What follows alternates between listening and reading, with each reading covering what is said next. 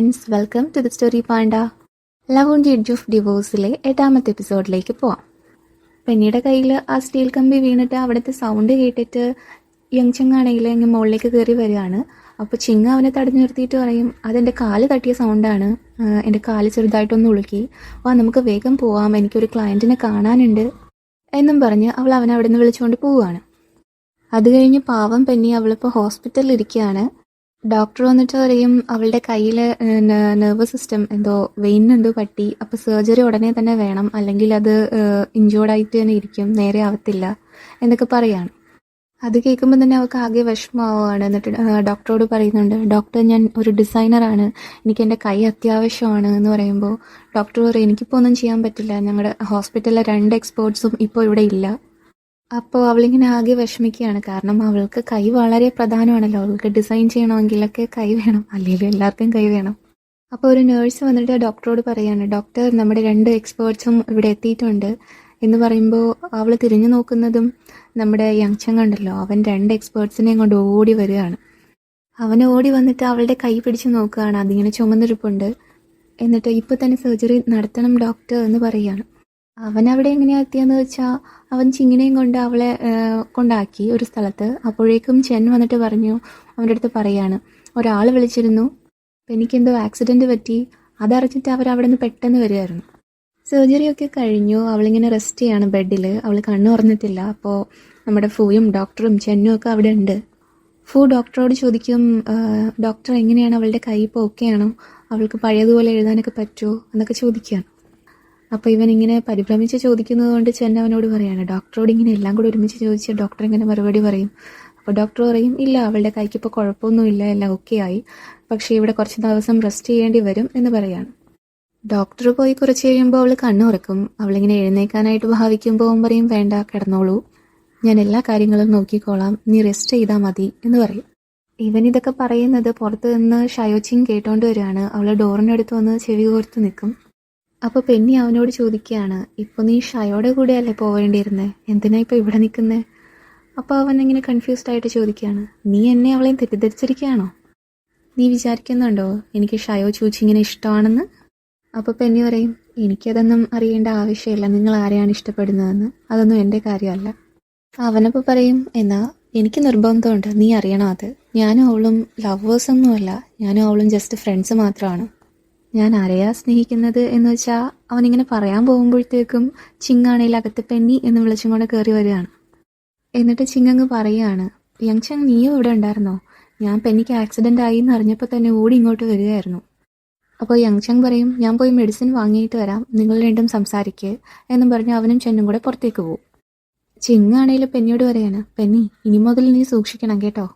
അവളാ പറഞ്ഞതിന് വേറൊരർത്ഥം കൂടി ഉണ്ടെന്ന് പെന്നിക്ക് മനസ്സിലായി. പെന്നിയാണെങ്കിൽ പണ്ട് ചിങ്ങുമായിട്ട് നടന്ന കാര്യങ്ങളൊക്കെ ഇങ്ങനെ റിവൈൻഡ് ചെയ്ത് ഓർത്ത് നോക്കുകയാണ്. ആ സമയം പാർട്ടിക്ക് പോയപ്പോൾ അവളുടെ ഡ്രസ്സിൽ ഷാമ്പയിൻ ഒഴിച്ചത്, അവളുടെ ഡ്രസ്സിൻ്റെ ഹുക്ക് ഊരിയിട്ട് അതഴിഞ്ഞു പോയി എല്ലാവരുടെയും മുന്നിൽ നാണം കെടുത്താൻ ശ്രമിച്ചത്, പിന്നെ ഇപ്പോൾ ആ കമ്പി അവളുടെ കയ്യിലേക്ക് തട്ടിയിട്ട് അവളെ മുറിവേൽപ്പിക്കാൻ ശ്രമിച്ചത്, എല്ലാം പെന്നി ഇങ്ങനെ ബെഡിൽ കിടന്ന് ആലോചിക്കുകയാണ്. എന്നിട്ട് അവൾ ചിങ്ങിനോട് പറയും, ഞാൻ എത്രയൊക്കെ സൂക്ഷിക്കാൻ ശ്രമിച്ചാലും ആരൊക്കെയോ എന്നെ ഇല്ലാതാക്കാനായിട്ട് ശ്രമിക്കുകയാണ്. അപ്പോൾ ചിങ്ങിൻ്റെ അഭിനയം തുടങ്ങും, നിന്നെ ആരാ ഇല്ലാതാക്കാനായിട്ട് ശ്രമിക്കുന്നേ? ആരും നിനക്ക് ദോഷം ചെയ്യാനായിട്ട് ശ്രമിക്കില്ല. അപ്പോൾ പെന്നി പറയും, എനിക്ക് കുറച്ച് റെസ്റ്റ് വേണം. അപ്പോൾ അവൾ വാങ്ങിക്കൊണ്ടുവന്ന ബുക്ക് അവിടെ വെക്കാനായിട്ട് നോക്കുമ്പോഴത്തേക്കും പെന്നി പറയും, എനിക്കത് വേണ്ട, എനിക്കത് വെക്കുമ്പോൾ തലവേദന എടുക്കുമ്പോൾ അത് നീ കൊണ്ടുപോക്കുമെന്ന് പറയും. അങ്ങനെ അവൾ അതെടുത്ത് തിരിച്ച് പുറത്തു പോവുകയാണ് ചിങ്ങ്. അവൾ പുറത്തേക്ക് വരുമ്പോൾ യങ്ചങ്ങും ചെന്നും അവിടെ നിൽപ്പുണ്ടായിരുന്നു. അവരെ കാണുമ്പോൾ ചിങ്ങ് പറയുന്നുണ്ട്, പെന്നി വളരെ ബാഡ് മൂഡിലാണെന്ന് തോന്നുന്നു. അപ്പോൾ യങ്ചങ് പറയും, പിന്നില്ലേ അവളുടെ കൈ ഏകദേശം ഉപയോഗിക്കാൻ പോലും പറ്റാത്ത രീതിയിലോട്ട് മാറിയായിരുന്നു.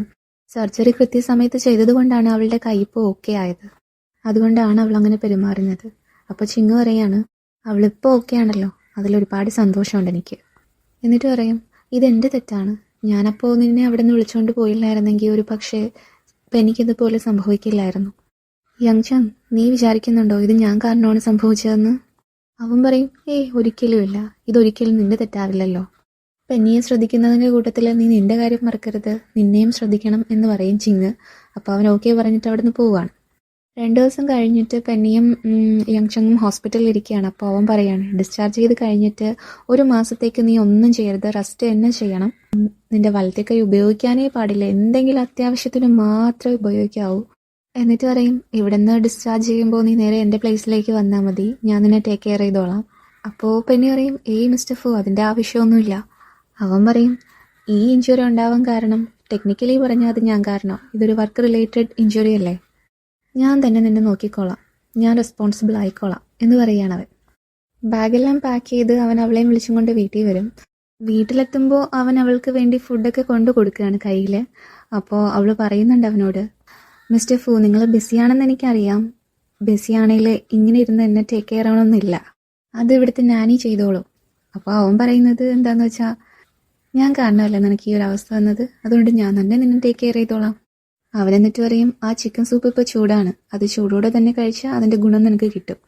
എന്നിട്ട് അവളിങ്ങനെ അവൻ്റെ കയ്യിലേക്ക് നോക്കുമ്പോൾ അത് മുറിഞ്ഞിട്ട് ബാൻഡേഡ് വെച്ചിട്ടുണ്ട്. പെന്നി ചോദിക്കും, ഇത് നീയാണോ ഉണ്ടാക്കിയേ? അത് കഴിഞ്ഞ് കിച്ചണിലെ സ്റ്റോറി കാണിക്കുകയാണ്. പാവം നമ്മുടെ ഫു ആണെങ്കിൽ അവനാണ് കോഴിയൊക്കെ വാങ്ങിയിട്ട് വന്നിട്ട് ആ ചിക്കൻ സൂപ്പ് ഉണ്ടാക്കുന്നത്. റെസിപ്പിയൊക്കെ നോക്കി ഇൻഗ്രീഡിയൻസ് ഒക്കെ എടുത്ത് എങ്ങനെയൊക്കെയോ തയ്യാറാക്കിയതാണ്. ചിക്കനിൽ പിടിക്കാൻ പേടിയായതുകൊണ്ട് തന്നെ ടിഷ്യൂ വെച്ചൊക്കെയാണ് അവൻ പിടിച്ച് ആ ബോക്സിലിടുന്നത്. അവൾക്ക് വേണ്ടി അവൻ എന്തും ചെയ്യാൻ തയ്യാറാണ്. അവൻ്റെ കൈ കൊണ്ടുണ്ടാക്കിയ ചിക്കൻ സൂപ്പാണത്. അതിൻ്റെ ഇടയിലാണ് അവൻ്റെ കൈ മുറിയുന്നത്. പക്ഷേ അവൾ ഇത് നീയാണോ ഉണ്ടാക്കിയത് എന്ന് ചോദിക്കുമ്പോഴും അവൻ പറയുന്നത് അത് നാനിയാണ് ഉണ്ടാക്കിയതെന്നാണ്. പക്ഷേ അവൾക്കത് മനസ്സിലാവുന്നുണ്ട് കേട്ടോ, അവനാണ് അത് ഉണ്ടാക്കിയതെന്ന്. അവൾക്കത് അറിയുമ്പോൾ സന്തോഷവും വരുന്നുണ്ട്. കൈവച്ച് പിടിക്കാൻ പറ്റാത്തത് കൊണ്ട് തന്നെ അവൻ സ്പൂണിൽ അത് വാരിക്കൊടുക്കുന്നുണ്ട്. പെട്ടെന്ന് വായിൽ വെച്ചപ്പോൾ അത് ചൂടായത് കൊണ്ട് കുറച്ച് സ്പില്ല് ചെയ്യുന്നുണ്ട് അവൾ. അപ്പോൾ അത് അവൻ തുടച്ച് മാറ്റുകയും ചെയ്യുന്നുണ്ട്. എന്നിട്ട് അവൾക്ക് ഇങ്ങനെ ഓരോ സ്പൂണായിട്ട് വാരിക്കൊടുക്കും. അവൾക്ക് ഇത് കാണുമ്പോൾ തന്നെ സന്തോഷമാവുന്നുണ്ട്. അതൊക്കെ കഴിഞ്ഞ് അന്ന് രാത്രി അവൾ ബെഡിൽ റെസ്റ്റ് ചെയ്യാണ്, ഉറങ്ങുകയാണ്. അപ്പോൾ അവൻ അവളുടെ അടുത്തേക്ക് വന്നിട്ട് അവളെ നോക്കുന്നുണ്ട്. അപ്പോൾ അവൾ നല്ല ഉറക്കത്തിലാണ്. അങ്ങനെ ബെഡ്ഷീറ്റൊക്കെ നീക്കി കൊടുത്തിട്ട് അവളിങ്ങനെ നോക്കിക്കൊണ്ടിരിക്കും. അത് കഴിഞ്ഞ് പിറ്റേന്നാവും രാവിലെ അവളിങ്ങനെ കണ്ണു തുറന്ന് നോക്കുമ്പോൾ ബെഡിനടുത്ത് താഴെ തറയിൽ അവനിങ്ങനെ ചാരി ഇരിപ്പുണ്ട്. അവിടെ ഒന്ന് ഉറങ്ങുകയാണ്. അവളിങ്ങനെ അവൻ ഉറങ്ങുന്നത് കാണാനായിട്ട് കുറച്ചുകൂടെ അടുത്തേക്ക് വന്ന് നോക്കും. എന്നിട്ട് ആലോചിക്കുകയാണ്, ഈ ആംഗിളിൽ അവനെ കാണാൻ ഭയങ്കര ഹാൻസം ആയിട്ടുണ്ട്. അവളിങ്ങനെ അവനെ നോക്കിക്കൊണ്ടേ ഇരിക്കുന്നുണ്ട്. പെട്ടെന്ന് അവനാണെങ്കിൽ അവളുടെ തല പിടിച്ചടുപ്പിച്ചിട്ട് കിസ് ചെയ്യുകയാണ്. ഇതോടെ നമ്മുടെ ഈ എപ്പിസോഡ് കഴിയുകയാണ്. അടുത്ത എപ്പിസോഡ് ഉടനെ അപ്ലോഡ് ചെയ്യുന്നതായിരിക്കും. സ്നേഹത്തോടെ signing off the story Panda.